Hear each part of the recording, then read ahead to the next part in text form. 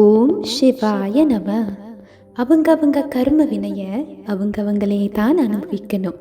அதை எப்ப, எப்படி, எங்கே, எவ்வளவு, யார் மூலமா அனுபவிக்கிறது, எவ்வளவு காலம் அனுபவிக்கிறது அப்படின்ற விஷயங்களை தீர்மானித்து நடைமுறைக்கு கொண்டு வரும் பொறுப்பை கடவுள் நவகிரகங்களிடம் ஒப்படைத்திருக்கிறார். நவகிரகங்கள் யார் அப்படின்னு பார்த்தா, அவர்கள் எஜமானர்கள் இல்லை. அவர்கள் எல்லோருமே நிர்வாகிகள் தான்.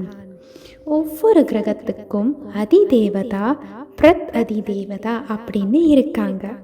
நவகிரகங்கள் சிலர் நினைக்கிற மாதிரி துஷ்ட தேவதைகளும் இல்லை, தீண்டத்தகாதவர்களும் இல்லை. அவர்கள் இறைவனால் சிருஷ்டிக்கப்பட்ட நிர்வாகிகள், அவ்வளவுதான். ஓம் சிவாய நம.